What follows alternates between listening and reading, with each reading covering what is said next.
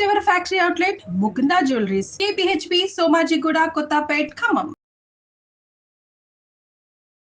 నమస్తే రమగారు. నమస్తే చే రమగారు, కార్తీక పౌర్ణమి. కార్తీక మాసం అనగానే మాసం మొత్తం ఒక విశిష్టత అయితే పౌర్ణమికి మరో విశిష్టత కదండి, స్పెషల్ మరి పౌర్ణమి యొక్క విశిష్టత.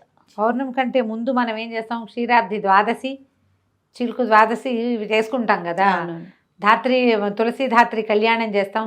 అవి రెండు ఇవి చేసుకుని అదొక హడావిడి. 3 రోజులు గడవగానే పౌర్ణమి వస్తుంది. పౌర్ణమి మరీ విశేషము. పౌర్ణమి నోములు ఉంటాయి చాలామందికి. అవును, పౌర్ణమి నోములు మరి ఎవరెవరి ప్రాంతాల్లో ఏ రకమైన నోములు ఉంటే అవి తప్పకుండా చేయండి, మానకుండా. నాకు తెలియదండి అని చెప్పకండి, ఎవరో ఒకళ్ళని అడగండి. ఉంటే వాళ్ళని ఫాలో అవ్వండి. లేకపోతే మనకు అవి ఎందుకు, మనకే బోల్డ్ ఉంటాయి. అదే కదా. కానీ మీ ఇళ్ళల్లో నోములు ఉంటే మీ ప్రాంతంలో ఏం చేస్తారు, దేశాచారాలు, గ్రామాచారాలు ఏ ఉన్నాయో అవి తప్పకుండా పాటించండి అమ్మా. మీ ద్వారా అవి తర్వాత తరాలకి వెళ్తాయి. మనకి దాన్ని కంటిన్యూ చేయటం, మన కలి ప్రభావం వల్ల ఒక తరం నుంచి రెండో తరంకి అందవలసినవి ఏవి అందకుండానే పోతున్నాయి. పిల్లలకి అన్నం ఎలా పెట్టాలో కూడా మర్చిపోయే స్థితిలోకి వచ్చాం మనం. మీరు కాన్ఫిడెంట్గా లేకపోతే, మనం కాన్ఫిడెంట్గా లేకపోతే మన పిల్లలకి ఏం చెప్పలేము, సమాధానం చెప్పలేము. కాన్ఫిడెన్స్ ఎప్పుడు వస్తుంది, చేస్తూ ఉంటే వస్తుంది. ఏమో నేను చిన్నప్పుడు చేసేవాళ్ళని నాకు తెలియదంటే మామకేం తెలీదు మీరు చెప్పండి అంటారు నన్ను ఎంతసేపు. అది చెయ్యొద్దమ్మా. మీరు ఏది చేసినా కనుక్కుని చేయండి, తెలుసుకుని చేయండి. ఏటా ఒకటే చేయండి. ఈ సంవత్సరం ఈ అక్కగారు చూపించిందని ఇది, ఆ సంవత్సరం వచ్చే గురువుగారు ఏదో చెప్పారని అది, ఈ సంవత్సరం ఒకటి అందరికీ చూపించడానికి గొప్ప కోసం ఒక డాంబికానికి పిచ్చి వేషం, అవేవో రాష్ట్రాల్లో వేసే వేషాలు ఇంట్లో వేసి చెయ్యొద్దు. అలా పిచ్చి పిచ్చివి ఫాలో కాకండి. వాళ్ళు ఒట్టి వీడియోలు మీకు సరదాగా చూపిస్తున్నారు అంతే తప్పిస్తే అట్లా అవ్వద్దు, అది తప్పు. ఇప్పుడు నేను చెప్పినా కూడా నేను మీ ప్రాంతం అని చెప్తా ప్రత్యేకంగా. నేను ఇంకొకళ్ళని ఫాలో కాను చచ్చినా. మనం కూడా మన ఇంటిది ఫాలో అయితే ముందుకెళ్తుందమ్మా. దీన్ని ఇప్పుడు మన దాన్ని ముందుకు తీసుకెళ్ళాలి. ఎవరో దాన్ని వాళ్ళు ఎక్కడి నుంచో అంటించుకున్న దాన్ని, వాళ్ళు ఎక్కడో తెలుసుకున్న దాన్ని ఒక వేషానికి చూపిస్తే వేషాలు ఫాలో అయితే ఎలాగమ్మా? నిజాలు కదా ఫాలో అవ్వాల్సింది. ఖచ్చితంగా తప్పు కదా అది. ఆ పనులు చేయకండి, గొప్ప కోసం చేయొద్దు. పూజ ఎప్పుడు కూడా భక్తి తత్పరత, దాని మీద మనకి నమ్మకం ఉండాలమ్మా. ఏదైనా ఒక పని చేస్తున్నాము నమ్మకంతో చేయండి. ఫ్యాన్సీగా వేషం కోసం నలుగురికి చూపించడానికి చేసేది ఏది కూడా ఫలించదు. ఎప్పుడైనా బెడిసి కొట్టేస్తాయి అవి. బెడిసి కొట్టే పనులు చెయ్యొద్దు. వాళ్ళు చూపించారని అందం అలంకరణ కంటే భక్తి, శ్రద్ధ, తత్పరత చాలా ఇంపార్టెంట్. ఇది బ్యూటిఫికేషన్ కోసం కాదు. ఈ భక్తి మిమ్మల్ని భగవంతుని వైపుకి నడిపించడానికి, ఈ పర్వదినాలన్నీ మీరు అలంకారం చేసుకుని జనాలకు చూపించడానికి, కొత్త చీరలు కట్టుకోవటానికి కాదమ్మా. అది ఆలోచించండి అట్లా. ఈ ప్రదర్శన మనం పెళ్ళిళ్ళు పేరెంటాలప్పుడు చేస్తూనే ఉన్నాం కదా. మనకి అవి ఉన్నాయి, దానికి ఇంకా ఉన్నాయి, బోల్డ్ ఉన్నాయి. పిల్లల పుట్టినరోజులు వస్తాయి, మీ పుట్టినరోజులు వస్తుంది, పెళ్లి రోజులు వస్తాయి కదా. పర్వదినాలలో పిచ్చి వేషాలు వేయకండి. బ్రీఫ్గా అదే మాట. మన ఇంట్లో, మన ప్రాంతంలో, మన చుట్టుపక్కల, లేదా మనకు ఒక ఆధ్యాత్మిక గురువో లేకపోతే దైవ సంబంధమైన ఆధ్యాత్మిక గురువులు అందరికీ ఉండకపోవచ్చు. పురోహితులు ప్రతి వాళ్ళకి ఉంటారుగా. ఏటా ఓ గురువు గారినే, ఒక అయ్యగారినే పిలుచుకుంటాం కదా. అంతే లేదు, అది కూడా లేదు. మన ఇంటి దగ్గర ఒక దేవాలయం ఉంది, మనం వారానికో 2 వారాలకో అక్కడికే వెళ్ళి అయ్యగారికి నమస్కారం పెట్టొస్తామా? ఆ అయ్యగారిని పెట్టుకోండి, ఆయన చెప్పిన ప్రకారం చేసుకోండి. వచ్చే ఏడాది మళ్ళీ మర్చిపోతామనుకుంటే ఇప్పుడు మనకు అవకాశం ఉంది, ఫోన్ తోటో పుస్తకంలోనో రికార్డ్ చేసి పెట్టుకోండి. వచ్చే ఏడాది మళ్ళీ ఏం చేయాలి అని అడగద్దు. మీరు కొత్తవి మొదలు పెడితే కుశంకలు ఎక్కువగా ఉంటాయి. మీరు ఏటా 365 ఒత్తులు వెలిగిస్తున్నారనుకోండి, నేను అక్కర్లేదమ్మా ఇంటికి ఒక దీపం అని చెప్తా. మానే ఎక్కర్లా, మీరు చేసేది మీరు చేసుకోండి. కొత్తగా చేసేవాళ్ళు ఒకటే పెట్టుకుంటారు. పిల్లలతోటి కూడా వెలిగిపిస్తానండి నేను, లక్షణంగా వెలిగించుకోండి, మాకే అభ్యంతరము లేదు. మానేస్తే మీకు డౌట్ వస్తుంది, అమ్మో మానేసాం పిల్లాడు అందుకే పడ్డాడు, ఇలాంటి డౌట్లు వస్తాయి. డౌట్లలోకి వెళ్ళొద్దమ్మా. మనం ఏది చేసినా భగవంతుని వైపు మనం సజావైన ప్రయాణం, రుజుమార్గంలో వెళ్ళాలి, సరైన మార్గంలో వెళ్ళాలి. రుజుమార్గం అంటే చూడండి, పెద్ద దీపం ఉంది, దానికి పెద్ద అడ్డం కట్టేసాం, రేకు ఏం కనపట్ల, దానికి ఒక్క హోల్ పెట్టాం. అంత దీపకాంతి ఆ హోల్లో నుంచి వస్తుంది బయటికి. మీరు ఆ సన్నటి మార్గాన్ని పట్టుకున్న దేవుడి వైపు వెళ్తారు. అది సజావైన మార్గం కావాలి అంతే. ఈ సంవత్సరం ఈ వేషం, వచ్చే సంవత్సరం ఇంకో వేషం, వాళ్ళెవరినో ఇవాళ ఫాలో అయ్యి చెయ్యొద్దు, అది పద్ధతి కాదు. సాధారణంగా ఏం చేస్తారు, పగలు ఉపవాసం, రాత్రి భోజనం సాధారణ నియమం. మీరు నక్తాలు ఉంటే కార్తీక నక్తాలు ఉంటారు కదా, పగలు ఉపవాసం రాత్రి భోజనం, ఇది కూడా నక్తాల్లో కలిసిపోతుంది, పర్వాలేదు. ఈ పగలు ఏం తినచ్చు ఏం తినకూడదు, ఒకవేళ ఆకలికి ఉండలేని వాళ్ళు, ఇందులో మళ్ళీ గర్భవతులు కానీ చంటి పిల్లల తల్లు కానీ వయోవృద్ధులకు కానీ ఉపవాస నియమం లేదు. మీరు ఈజీగా దేవుడి దగ్గర నివేదన చేసుకుని అవి తినండి, అది కూడా ఉపవాసం కిందకే వస్తుంది, తప్పులేదు. పొద్దున ఏదో నివేదన చేస్తాం, పాలు గిళ్ళు పెడతాం, అన్నం వంట చేసుకుని వంటంతా పెట్టేయండి, శుభ్రంగా తినండి ప్రసాదాన్ని, ఉపవాసమే. ఉపవాసం లేను అని చెప్పక్కర్, మేము ఉపవాసం లేవండి అన్నం తిన్నాం అనక్కర్లా, ప్రసాదమే తిన్నాం మేము, చూపించాం కదా. కూర పప్పు, పిల్లలకి ఏదో వండుతాం చిన్నదంత అన్నం, అది కూడా నివేదన చేయండి. పిల్లాడు కూడా ఉపవాసం ఉన్నట్టే చంటాడు కూడా చక్కగా, ఈ పని చేయండి. ఈ పెద్దవాళ్ళందరూ దీనికి సూర్యోదయానికి ముందే స్నానం చేయాలి, పగలు నిద్రపోవద్దు. కానీ ఇందులో మళ్ళీ గర్భిణులు, పెద్దవాళ్ళు, చంటి పిల్లల తల్లులకి అమెండ్మెంట్, వాళ్ళకి లేదు ఆ నియమం. మీరు ఉపవాసం చేయదలుచుకున్న వాళ్ళు పగలు పడుకోకండి.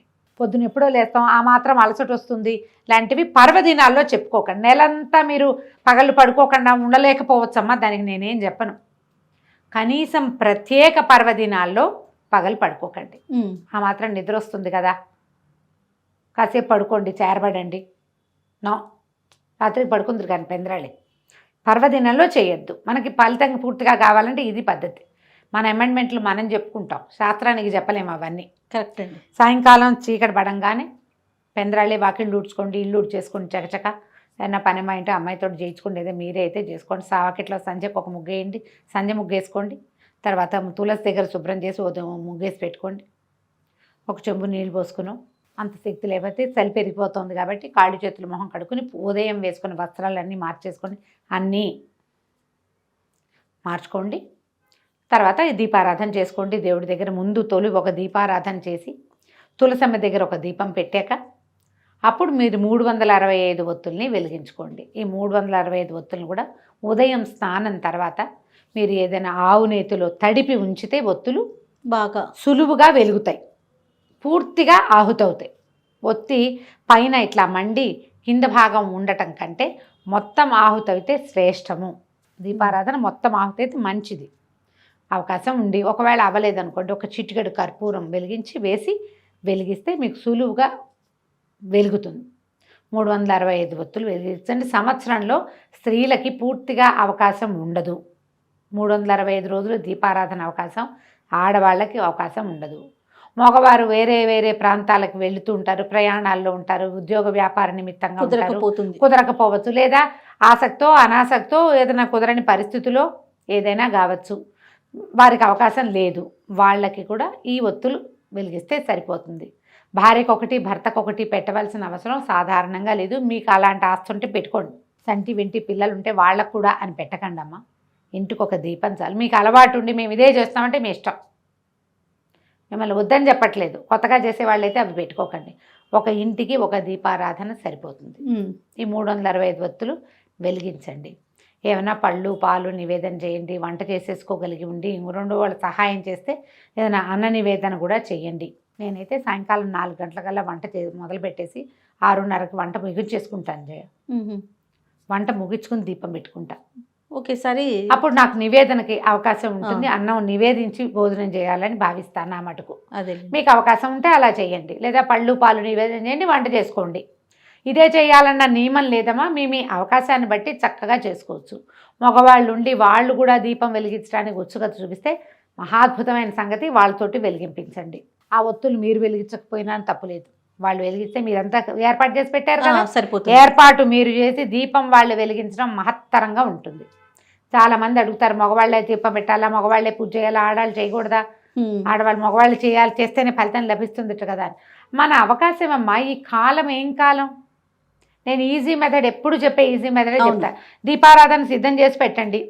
ఆ మగాయన వెళ్ళే ముందు స్నానం చేసిన తర్వాత ఒట్టిగా దీపం అంటించు, నేను వెలిగించి నేను రెడీ చేసి పెట్టానని వెలిగింపించండి.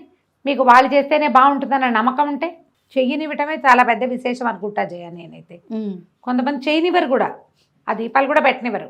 అవన్నీ ఎందుకంటారు? అది కాకుండా నేనేదో చేయనిస్తున్నాడు కదా, ఒక ఏర్పాటు చేయండి దీపం, దాంట్లో వెలిగించడానికి చక్కగా దీపం పెట్టేస్తే వెలిగిస్తారు. ఈ 365 ఒత్తులు కూడా ఒకవేళ వాళ్ళు వచ్చి ఒప్పుకుంటే వెలిగించు, నువ్వు కూడా మంచిది పెద్దవాళ్ళు చెప్తున్నారంటే మంచిదే, వాళ్ళు కూడా వెలిగించుకోండి. ఇంట్లో ఉన్న పిల్లలకి అందరికీ ఆ వెలుగుతున్న జ్యోతికి నమస్కారం చేయించండి, దండం పెట్టుకోండి. తులసి చెట్టు దగ్గర అక్కడ వెలిగిస్తే తులసికి వేడి సెగ పెద్ద మంట వస్తుంది, జ్వాల అంత జ్వాల వచ్చేటప్పుడు తులసి అది పాడవుతుందమ్మా, కొంచెం శ్రద్ధ వహించండి. కొంతమంది వాకిట్లో పెరట్లో తులసి ఉంటే చక్కగా తులసి దగ్గరే పెట్టుకునే వాళ్ళు కూడా ఉంటారు. కొంచెం అసంట దూరంగా పెట్టి వెలిగించండి. ఒక ముగ్గేసి చక్కగా ముగ్గులో ఒక పళ్ళెం పెట్టి దాంట్లో ఒక దీపారాధన కుందో లేదా మన మట్టి ప్రమిదలు ఉంటే మూకుడు ఉంటుంది దాంట్లో పెట్టో చక్కగా వెలిగించండి. ఇలాంటి జ్యోతిలో భగవద్ దర్శనం చేయటం తెలుసుకోండి. దీనికి ఎన్ని పువ్వులు పెట్టావు, నువ్వు బంతి పూలు పెట్టావా, చామంతి పూలు పెట్టావా, ఏమీ లేదమ్మా. శ్రద్ధ, ఆస్థ ఆ రెండూ కావాలి. వాటితోటి చక్కగా కార్తీక పౌర్ణమి వ్రతాన్ని పూర్తి చేసుకోండి. ఒకవేళ పౌర్ణమి నోములు ఉంటే నోములు చేసుకోండి. కుదిరితే పగటి వేళలోనే దేవాలయ దర్శనం చేయడానికి అవకాశం ఉంటే తీసుకోండి. ఇంత పెద్ద పని ఉంది కాబట్టి ఈ రోజున కాకపోతే మరుసటి రోజు చేసినా పర్వాలేదు. ఇవన్నీ పెట్టి అక్కడ కూడా పరిగెత్తి హైరాన్ పడకండమ్మా. ఏ ఒకటి చేసినా కూడా మంచిదే, ఏం చేసినా శ్రద్ధ భక్తితోటి చేసుకోండి. ప్రమాదాలకి పాలు కాకుండా చూసుకోండి. దీపారాధన వెలిగించినప్పుడు అసలు పిల్లల దగ్గరకు వచ్చిన మీవే ఏదైనా సిల్క్ చీరలు అవి అయితే ఇబ్బంది పడతారు. కాస్త జాగ్రత్తగా వెలిగించడం. తర్వాత ఇవి కార్తీక పౌర్ణమి నాడు 4 టపాసులు కాల్చడం, పిల్లలతో టపాసులు కాల్పించండి, బాగుంటుంది. చక్కగా జరుపుకోండి. హైరాణ పడద్దు, ఎక్కువ ఏదో చేసేయాలని అనుకోవద్దు. ఏం చేసినా భక్తి శ్రద్ధలతో చేద్దామన్న ఆలోచన మాత్రం పెట్టుకుంటే చాలు. రైట్. నమస్తే. నమస్తే జయ.